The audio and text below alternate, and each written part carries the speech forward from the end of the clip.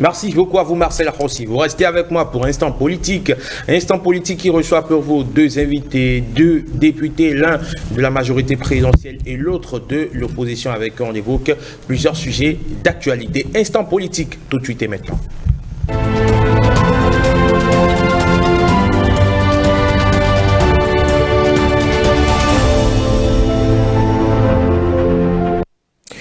Rekia Madougou et Joël Aïvo vont-ils pouvoir bientôt recouvrer leur liberté? En tout cas, les députés du groupe parlementaire, les démocrates, se battent pour faire aboutir une loi spéciale portant amnistie et ou abandon des poursuites judiciaires au profit des personnalités politiques pour des faits criminels. Selon le porte-parole du président de l'Assemblée nationale, eh bien, le test sera examiné à l'occasion de cette session de l'Assemblée ouverte le 31 octobre dernier. Les implications d'une telle loi, on le sait, sont assez nombreuses. Alors, question, ce test a-t-il des chances d'aboutir? Si les 28 députés qui siègent sous la bannière des démocrates n'auront assurément aucun intérêt à voter contre, on se demande bien s'ils vont pouvoir rallier leurs homologues de la majorité présidentielle à leur cause. Le temps d'une réflexion, eh bien, le débat parlementaire prend quartier sur 5 sur 7 matin pour une discussion sans tabou. Eh bien, ensemble, mes invités vont porter leur avis sur le sujet. Puis, on reviendra par ailleurs sur les interrogations de l'opposition à l'endroit de l'exécutif. Tiens, l'exécutif qui vient de prendre des mesures en faveur des sojaculteurs. Mes deux invités en parlent. Et mes deux invités en nom, Nikez Kochami Fayon, bonjour et bienvenue. Bonjour, monsieur le journaliste. Comment allez-vous? Je vais bien. Vous êtes député du groupe parlementaire Union Progressiste Le Renouveau. Merci d'avoir répondu à notre invitation matinale. Merci beaucoup. Et en face de vous, Célestin Oussou, il est député également de cette 9e législature, député du groupe parlementaire Les Démocrates. Merci d'être des nôtres ce matin sur 5 sur 7. C'est moi qui vous remercie, monsieur le journaliste. Nikez Fayon, une loi d'amnistie au profit donc des personnalités des détenus dits politiques. Si cela vient sur la table, est-ce que particulièrement vous allez voter pour ou contre? Merci, monsieur le journaliste. Par principe, on dit on ne souhaite pas la mort du pécheur. Et vous voyez, c'est des personnes qui ont été objets qui sont objets de difficultés. Et je peux vous dire que c'est le cœur serré que nous voyons certains de nos compatriotes souffrir, qui à l'intérieur du pays, dans les geôles, qui à l'extérieur. Mais la question, ce n'est pas que moi. La question, d'abord, c'est la nature de la loi. Et la loi portant amnistie est une loi hautement politique, qui veut que, c'est parce que ça pose un problème majeur de la nation. Et puisque ça pose un problème majeur de la nation, en principe, dans la démarche, il aurait fallu d'abord une démarche, une stratégie diplomatico-politique. Et on fait la politique, mais sur fond de diplomatie. Parler avec les autres, parce qu'il faut un quorum. Vous venez de dire que c'est une loi, une proposition de loi initiée par 28 députés. Uniquement 28 députés ne suffisent pas pour voter cette loi. Mais il se fait que, comme vous l'avez pu le constater avec nous, que nos collègues n'ont pas eu une démarche de dialogue, mais plutôt ils sont dans une sorte de mission impérative. Et or, les mandats impératifs sont proscrits par la Constitution, article 80. Ils ont mépris de devoir dialoguer avec nos groupes et essayer de voir un minimum, de raccorder un minimum de consensus. C'est ce que je déplore. Cependant, je me réjouis de ce que la loi puisse être affectée à la commission des lois. Et il y a des commissaires, membres de la commission des lois, et au moment d'étudier la loi, il est permis à tous les autres députés non membres d'y participer, sauf qu'ils ne pourront pas voter. C'est seulement après que l'étude de la loi aura permis de soumettre un rapport à la plénière que la plénière avisera. Est-ce que vous pensez que cette loi, justement, a des... il est possible que cette loi passe les mailles donc, de la commission des lois pour se retrouver en plénière? Bon, vous savez, je ne peux préjuger de rien. Je ne peux préjuger de rien.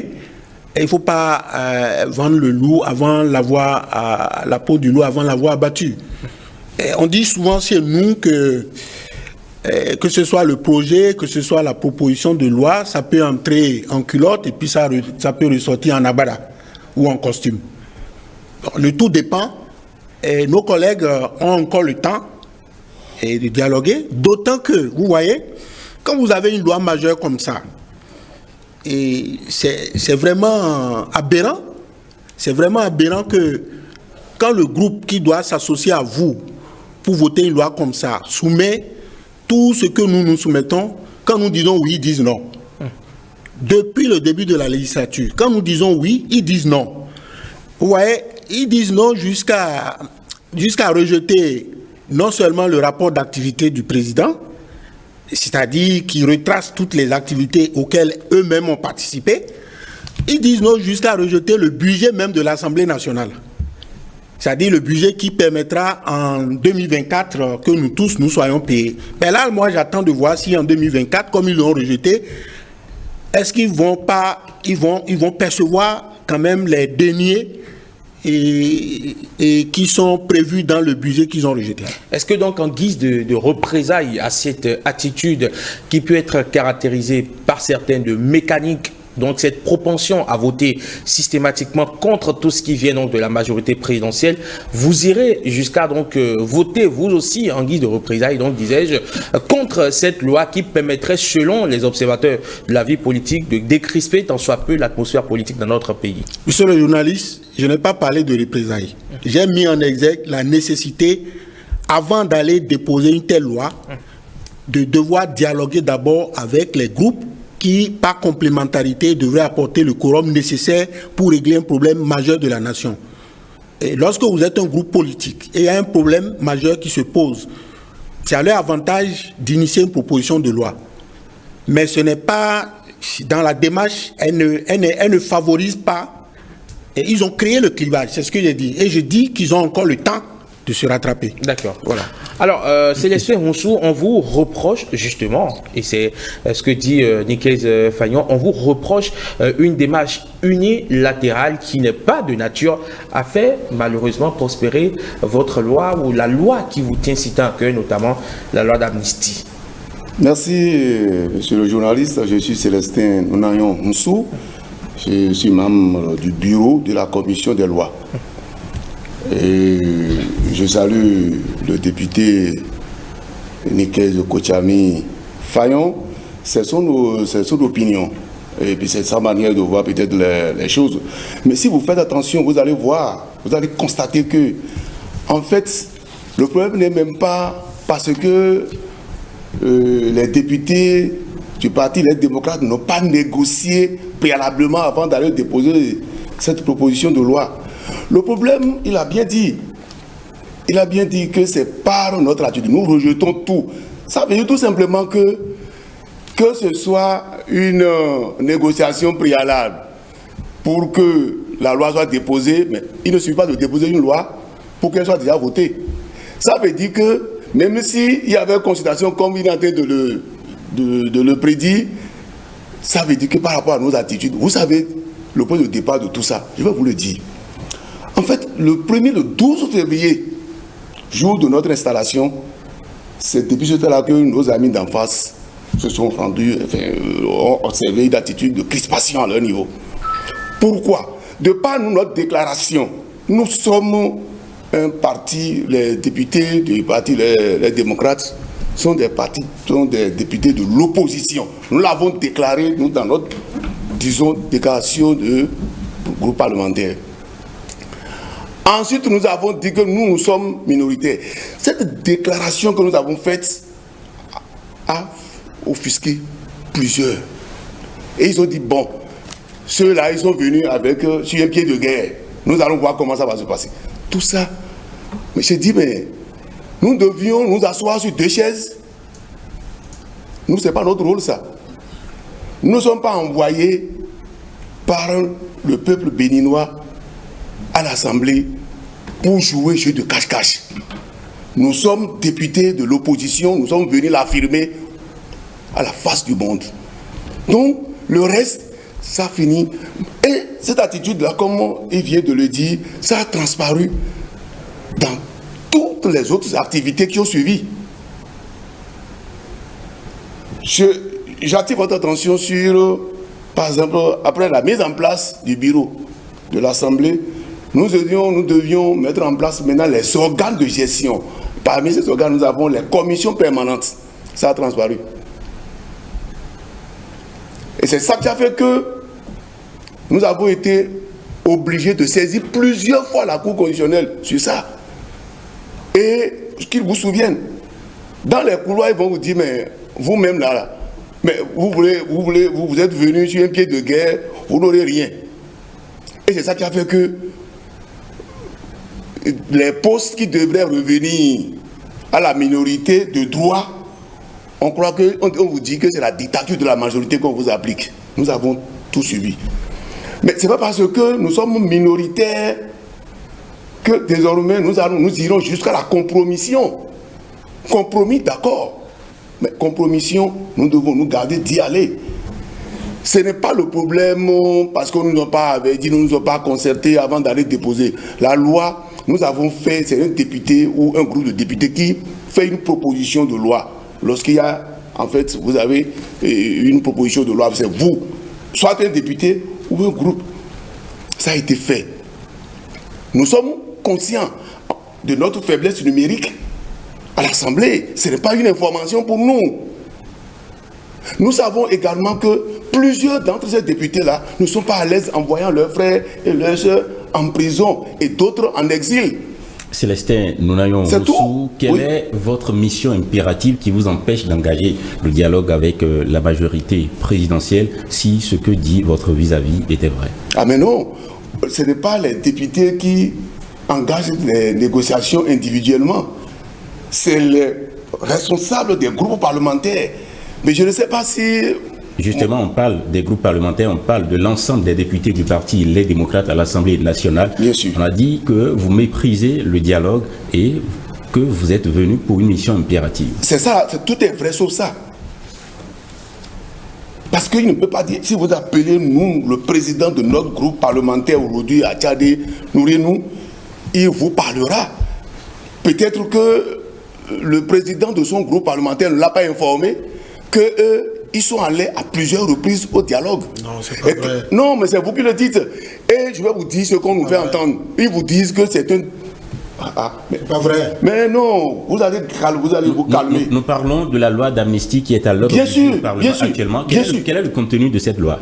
Non, mais cette loi demande l'amnistie pour nos frères qui sont les détenus politiques et ceux qui sont en exil, et ainsi de suite, pour que tout cela, nous nous retrouvions pour construire le pays. C'est aussi simple que ça. C'est aussi simple que ça. Maintenant, quand il dit que ce n'est pas vrai, c'est ça, je vous dis. Nous avons... Et ce qu'on vous dit, c'est quoi? On vous dit que le problème de l'amnistie, que c'est une question politique, comme je viens de le dire, que c'est politique. Et que rien ne se décide à l'Assemblée. Il ne sait pas ça. Que ce n'est pas ici, chers amis. Non, mais attends. Monsieur Fayon. S'il vous plaît, merci beaucoup. J'insiste, la loi sur l'amnistie, ce n'est pas une loi ordinaire. C'est une loi spéciale. Elle est spéciale en ce sens que il y a eu des reproches, il y a eu des procédures judiciaires à l'encontre de nos compatriotes. Normalement, nous sommes en régime de séparation de fonctions, de pouvoir. Mais il est possible. Il y a la grâce, il y a la loi sur l'amnistie, il y a la suspension. Il y a la suspension de peine. Mais les intéressés, s'ils font une demande de grâce, s'ils font une demande de suspension de peine, ça peut être examiné directement par le président de la République qui en a constitutionnellement les prérogatives. Mais la loi sur l'amnistie, c'est le Parlement. Sauf que cela n'absout pas justement la peine. Justement. Donc c'est déjà ça. Ça veut dire que les intéressés peuvent obtenir leur liberté, mais cela n'annule pas les peines.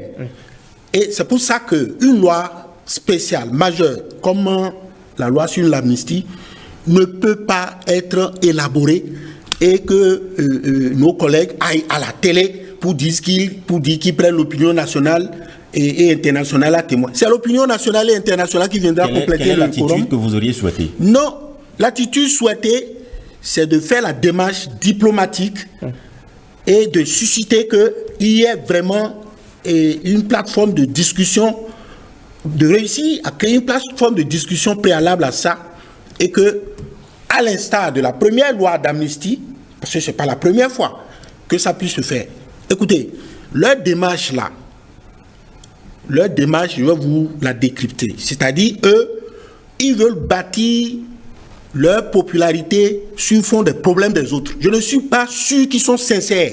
Ils n'ont pas intérêt que la loi, même sur l'amnistie, si on vote la loi, ils auront quoi comme fond de commerce politique? Je ne suis pas sûr. Sinon, ce n'est pas possible. Vous voyez, nous, je vous parle comme ça parce que je suis furieux.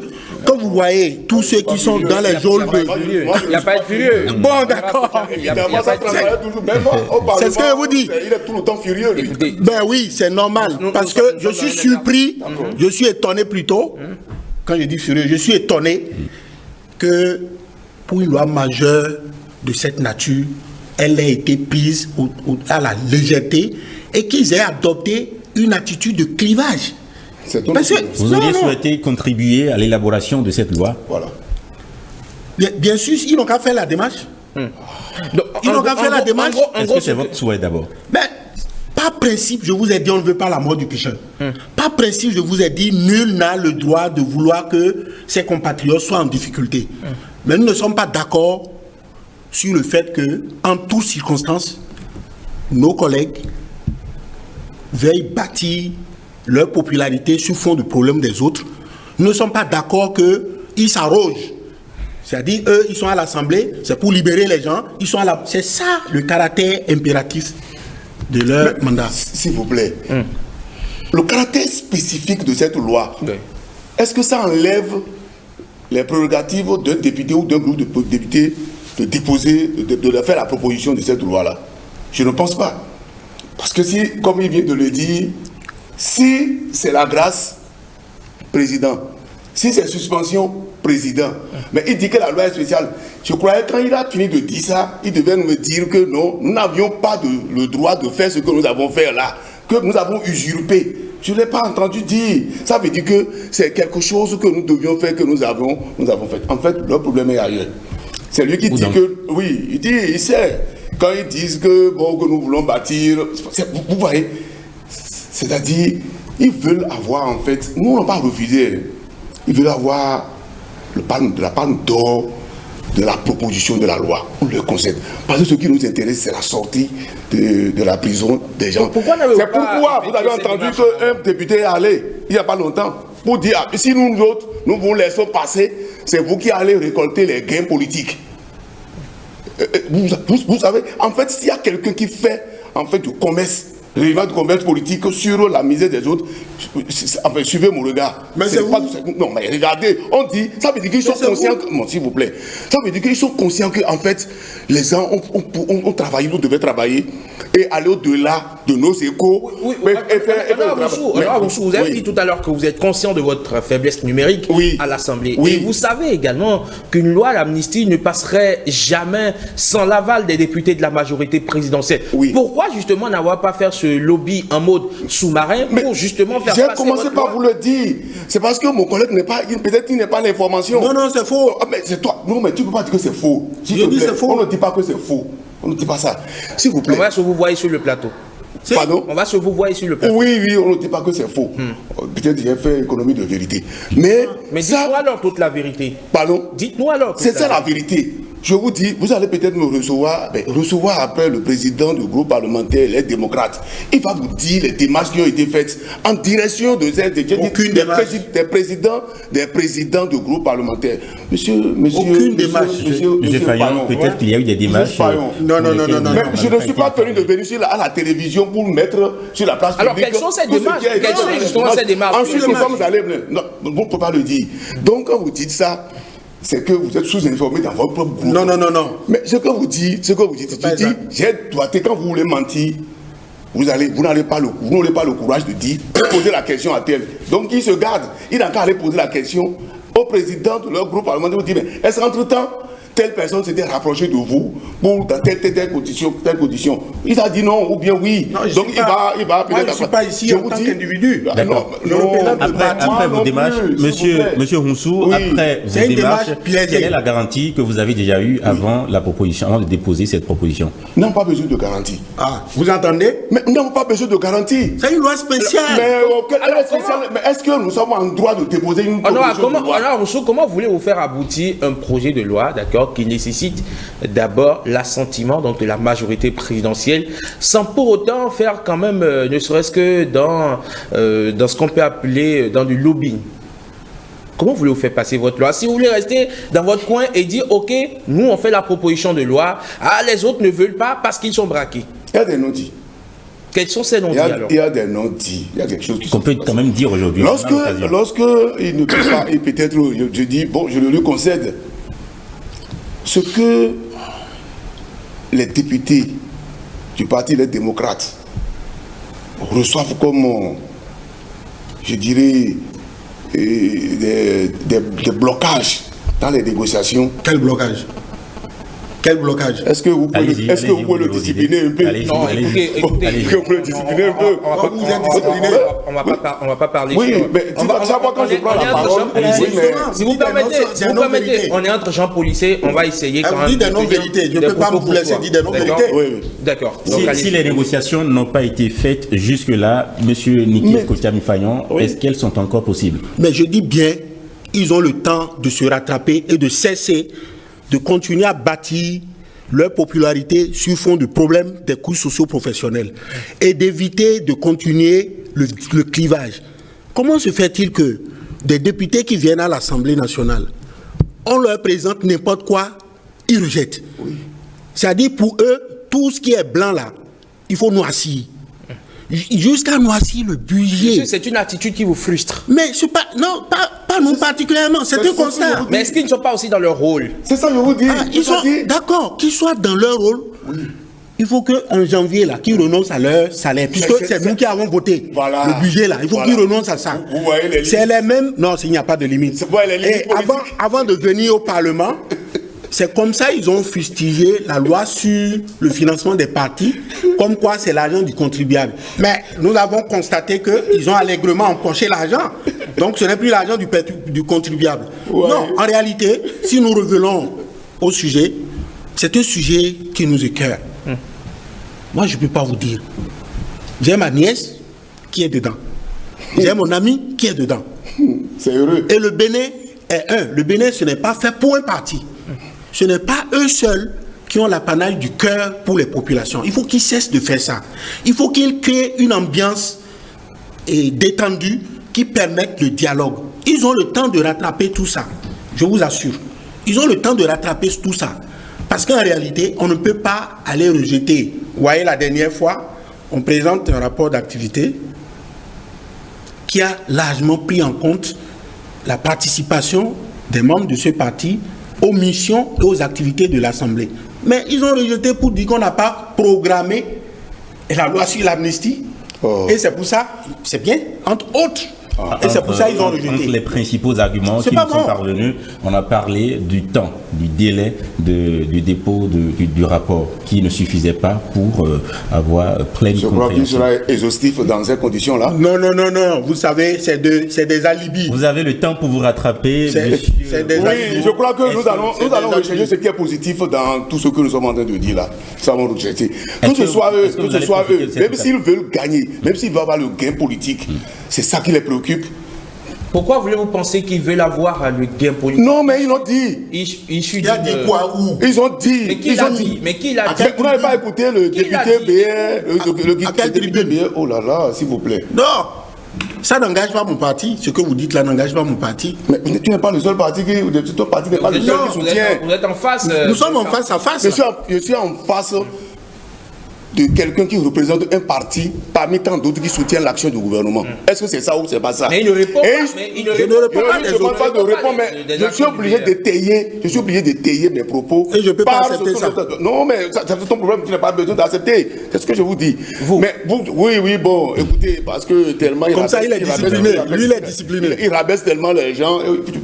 S'il vous plaît, nous ne sommes pas là pour la guerre, monsieur. Non, ce n'est pas la guerre. Nous ne sommes pas pour la guerre. Mais c'est la vérité. C'est-à-dire cette attitude que vous avez partout. Non, c'est pas ça. C'est un langage de vérité. Bon, je crois que... C'est un langage de vérité que... Nous avons un autre sujet. Oui, il parlait de recherche. Je vais rapidement, parce que tellement il revient là-dessus, il revient sur là-dessus. On a rejeté rapport, on a rejeté budget. Non, on va argumenter. C'est comme si quand vous venez comme ça, quand la majorité dit il faut suivre. On est là pour ça. Bon, le budget rejeté là, c'est encore les populations. S'il vous plaît, attendez que je finisse, vous allez reprendre la parole. C'est pour vous dire quoi? C'est pour vous dire par rapport au budget. Est-ce que vous permettez? Oui. On va essayer de s'écouter sur le plateau pour que les populations ou les téléspectateurs qui nous écoutent puissent saisir la quintessence du message que nous sommes en train de passer à travers cette émission. La contradiction, Jaïd la lumière, vous êtes d'accord avec moi? Et donc, évidemment, nous allons faire en sorte, bien sûr, que ce plateau puisse être didactique, que les populations, les téléspectateurs puissent apprendre quelque chose de nouveau, pas forcément avoir l'impression d'avoir perdu leur temps. Merci beaucoup. Je voudrais juste réagir par rapport au rejet du budget de l'Assemblée, où il dit maintenant que, bon, si c'est comme ça, ne percevez plus tout ce qui... Ou après le rapport. Lui-même, il a parlé de l'Assemblée. L'Assemblée, ce n'est pas parce que c'est un lieu politique où tout se joue. Nous avons argumenté pourquoi nous avons rejeté le budget de l'Assemblée, s'il vous plaît. On dit que le budget général de l'État... Ce n'est pas une question à l'ordre du jour. Bon, il a évoqué, vous n'avez pas arrêté, c'est pourquoi je suis venu là-dessus. C'est parce qu'il vous ne l'avez pas arrêté que j'ai continué à le dire. Il s'agit, donc on va rester dans le cadre du sujet parce que nous n'avons justement pas beaucoup de temps. Il faut pouvoir optimiser et rester dans les limites de ce sujet-là dont nous sommes en train de parler. Honorable Monsou, quelle est l'attitude que vous aurez dans les prochains jours pour évidemment faire aboutir votre loi? Parce que justement, l'idée derrière, ou du moins la démarche ou l'ambition derrière doit être faire en sorte que la loi aboutisse. S'il faut aller à la limite faire le salam alek à vos collègues de la majorité présidentielle, est-ce que vous le ferez si l'ambition est de faire aboutir votre loi? En fait, ça ne dépend pas d'eux. Ça dépend de qui? Le vote de cette loi-là, ce n'est pas là. C'est le président de la République qui va dire... comment il parle? La loi se vote à l'Assemblée. Il dit que ça ne dépend pas de nous. Déjà, ils n'ont pas fait la démarche. C'est le président qui va venir voter à notre place. Nous, il faut créer un environnement convivial sans se saborder. D'accord. C'est ça, en fait. C'est comme il a l'art de faire des injections. Non, mais c'est ça. Vous le laissez évoluer. Pas du tout. Mais c'est comme ça. Parce que chaque fois, quand je prends la parole, vous ne pouvez pas faire la... Vous n'êtes pas discriminé sur ce plateau. Pardon? Vous n'êtes pas discriminé sur le plateau à tout le monde. Je le sens.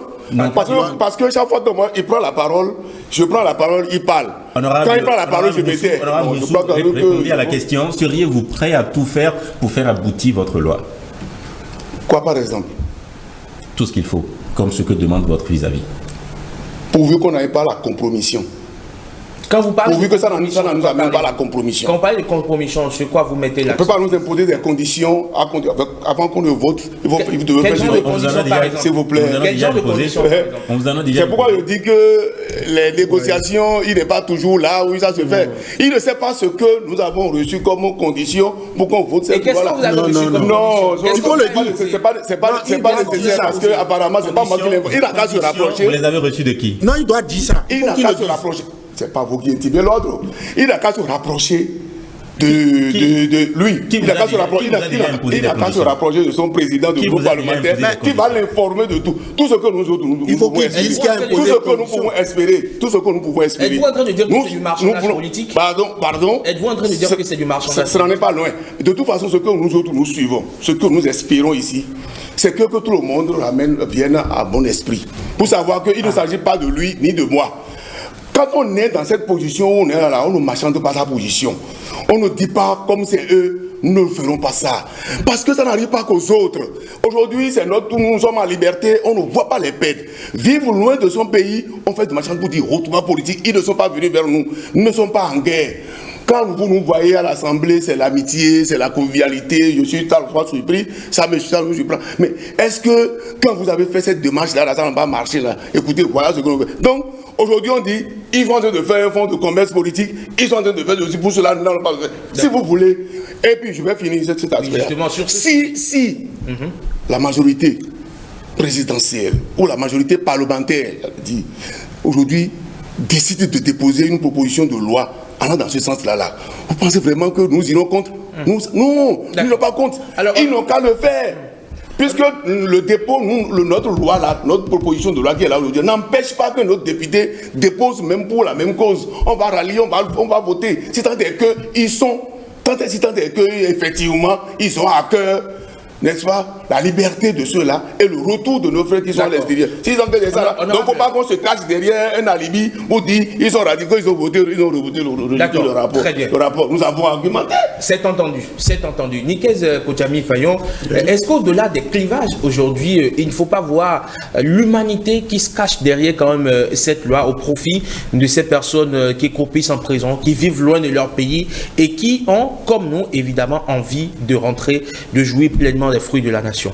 Mais justement, c'est parce que au plus haut niveau, jusqu'au président de l'Assemblée, nous voyons cette humanité que la loi est affectée à la commission des lois.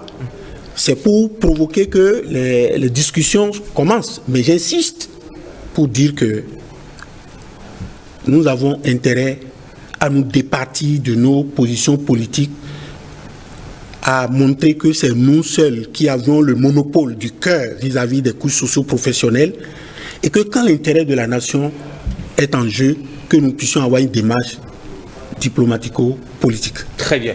Voilà qui est entendu. Allez, on en vient à présent à ce sujet sur les mesures du gouvernement au profit des sous-agriculteurs. On va voir cet élément que nous propose Rebecca Finanfa-Kenyan, qui nous donne d'ailleurs quelques éléments d'appréciation. On revient juste après pour faire le débat.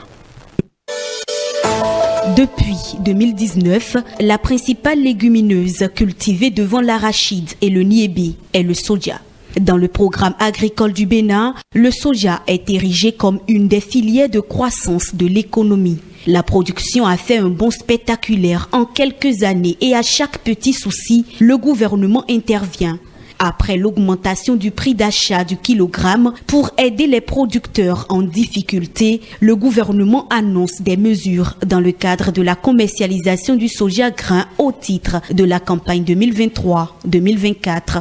Au nombre de ces mesures, les opérations d'achat, de vente, de transport, les prix, les dates de démarrage et de fin des opérations sont librement fixés par les acteurs. L'exportation du soja est libre, sans agrément et se fait exclusivement par le port de Cotonou. Et ce n'est pas tout. La contribution à la recherche et à la promotion agricole perçue au cordon douanier à la charge exclusive des exportateurs est désormais fixée à 30 francs CFA par kilogramme de soja grain au lieu de 140 francs CFA au titre de la campagne écoulée.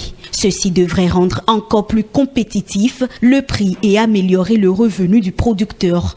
Déjà en décembre 2022, le gouvernement avait rendu libres les prix de commercialisation du soja grain en décidant de ne plus fixer de prix plancher d'achat aux producteurs. Les nouvelles mesures prises et rendues publiques ce jeudi 16 novembre 2023 s'inscrivent donc dans la même logique mais va encore plus loin dans l'intérêt des producteurs. Le gouvernement rend ainsi le marché complètement libre, l'idée étant de permettre aux acteurs de faire jouer les règles du marché en fixant eux-mêmes les prix d'achat, de vente, de transport, les dates de démarrage et de fin des opérations. Le gouvernement fait montre ainsi de responsabilité en réaffirmant que l'exportation du soja ne peut se faire que par le port, une bouffée d'oxygène que l'exécutif apporte aux sojaculteurs. Les acteurs sont invités à saisir cette perche du gouvernement et montrer également leur bonne foi pour un déroulement sans accroche de la campagne et surtout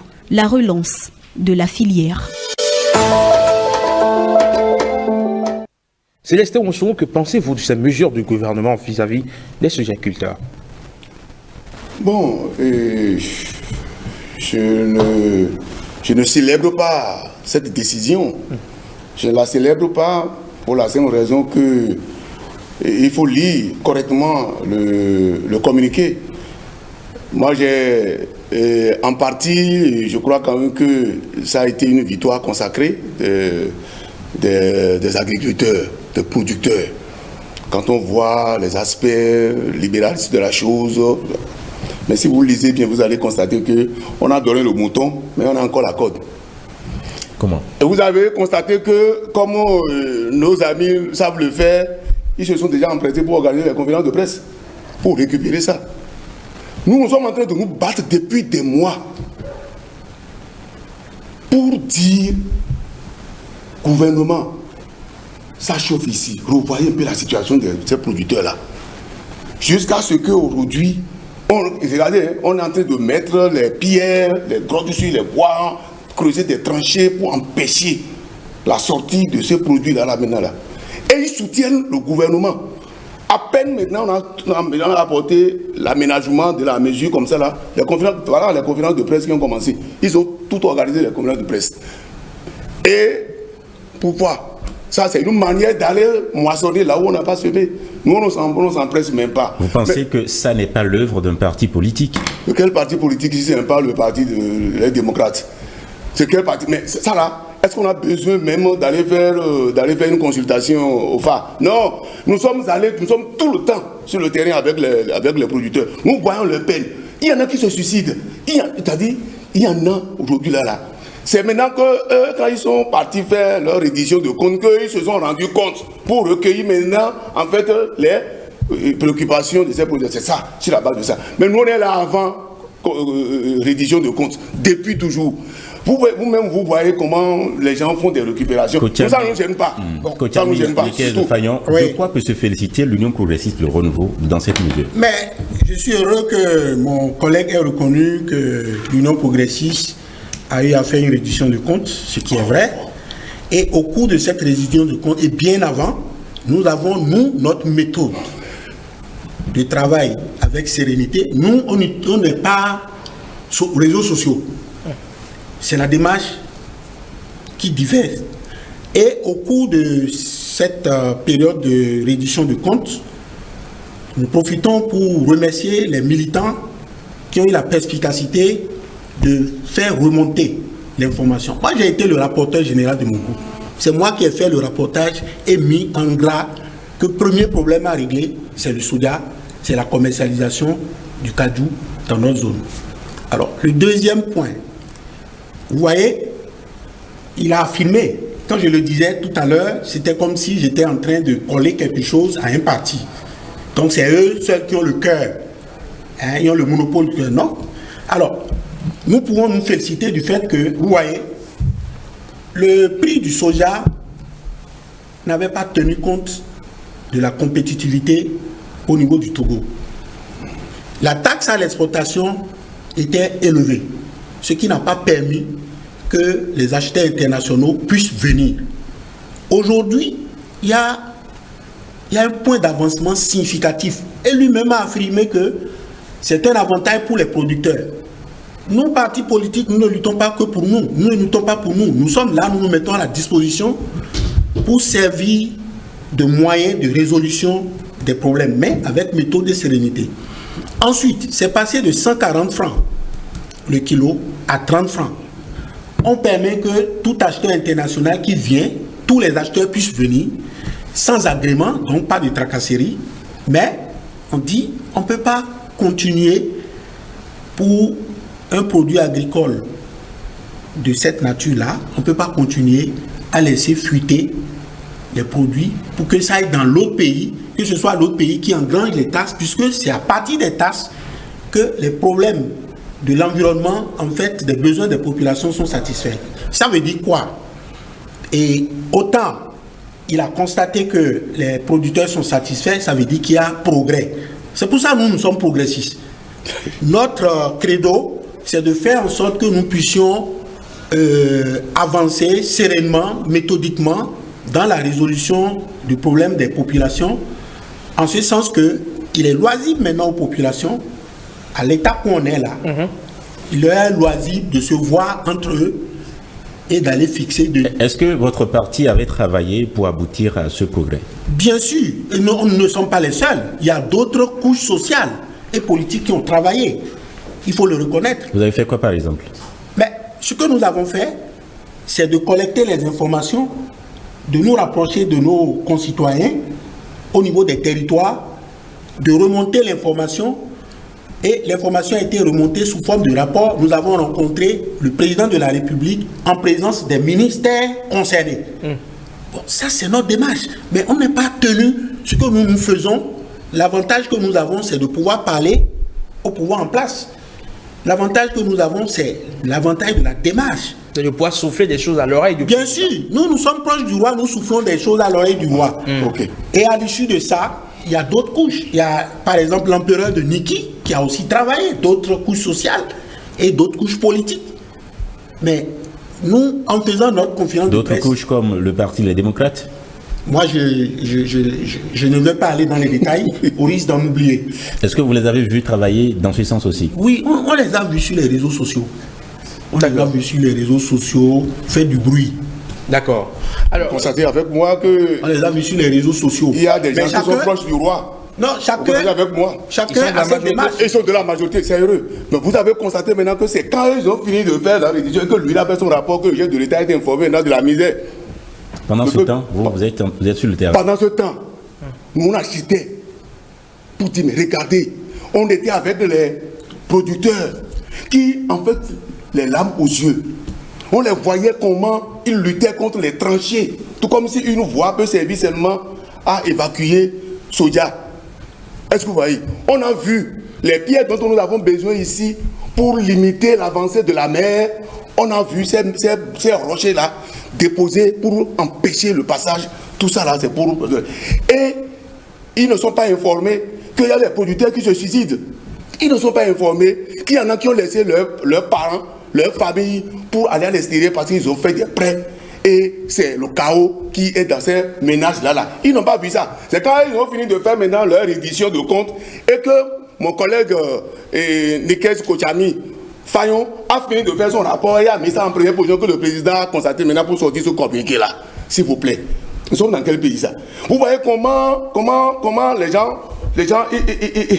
ils positionnent les problèmes sociaux. Et quand vous en parlez, ils disent vous êtes sur les réseaux sociaux. Vous êtes là. Quand ils veulent se moquer du peuple, ils disent que non. Pensez-vous que c'est de la moquerie? Pur. S'il vous plaît.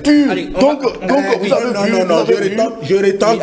Je rétorque qu'on ne peut pas dire d'un parti et comme l'Union progressiste qu'il est dans la moquerie. Non. Il faut nous respecter. Nous vous respectons. Chacun a sa démarche. Ok. Mais quand vous dites que nous on est sur les réseaux sociaux, non. Vous nous respectez. Mais vous êtes sur les réseaux sociaux. Alors, voilà, nous sommes sur les réseaux sociaux. Allez, mais ce que je vais vous dire, oui. La reddition de compte... Une minute pour chacun. Justement, oui. La reddition de compte est le couronnement du processus d'information que nous avons entamé. Nous ne disons pas que nous sommes les seuls. La preuve, c'est que dans notre communiqué de presse, conférence de presse, nous n'avons pas manqué de remercier toutes les autres couches sociales et politiques qui ont œuvré dans le dialogue et dans la paix. Mais nous insistons qu'il ne faut pas qu'ils continuent de bâtir leur popularité sur fond du problème des autres. D'accord. Voilà. Mais je parlais de la réserve qu'il pouvait avoir vis-à-vis de ce communiqué-là. Je crois que vous avez là. D'abord, je crois bien le 12 octobre passé... Qu'est-ce qu'il faut reprocher à ce communiqué pour aller très vite? Non, ce que je peux reprocher à ce communiqué-là, c'est quoi? Vous avez refusé de célébrer. Que j'ai refusé de célébrer. Pourquoi? Voilà qu'on dit on a libéralisé la commercialisation du produit, mais on dit ça va passer uniquement par le port. Et les producteurs qui sont en Antitengo aujourd'hui sont obligés de prendre par le port, c'est ça.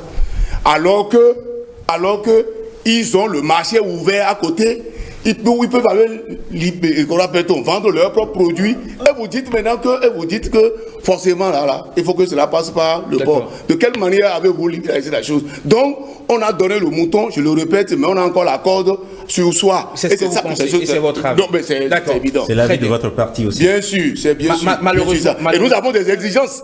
Nous avons des exigences par rapport à ça. C'est-à-dire qu'il faut que le chef de l'État aille jusqu'au bout. En libérant quand même les gens qui avaient été arrêtés. Parce qu'il y a des gens qui tentaient de traverser, on a mis la main sur leurs moyens de transport, sur leurs produits. Et ils sont là aujourd'hui. Je pense vraiment que le chef de l'État peut continuer sur cette lancée-là et la libérer. Je suis heureux de voir quand même, malgré les récriminations de mon collègue au nom de son parti, qu'il constate qu'il y a progrès. Et que le progrès, c'est le concours de tous des efforts fournis par les couches sociales, des formations politiques, dont la nôtre. Nous ne sommes pas là pour dire tel n'a pas fait, tel n'a pas fait. Nous ne sommes pas là pour dire que c'est nous seuls qui avons fait. Maintenant, il y a progrès. Demandez-lui, il y a progrès, oui ou non? Très bien, je pense qu'il a reconnu. Bon, s'il a reconnu, nous sommes progressistes, nous travaillons pour qu'il y ait progrès. Merci beaucoup à vous, Nikez Kotiami Fayon. Vous êtes donc député du groupe parlementaire Union Progressiste Le Renouveau. Merci également à vous, Célestin Onsou. Vous êtes député donc, du groupe parlementaire Les Démocrates. Merci d'avoir accepté faire l'exercice avec nous le temps d'une matinée. Donc le débat parlementaire s'est installé sur 5 sur 7 matin. Marcel Akossi, merci, mais vous ne partez pas. C'est une matinée marathon pour vous. Vous serez encore avec nous tout à l'heure pour le premier grand format de l'actualité sur la télévision nationale. C'est bien sûr le bulletin d'information. Mais avant, on va essayer donc de raccompagner nos invités. On revient juste après pour vous servir le petit déjeuner informatif.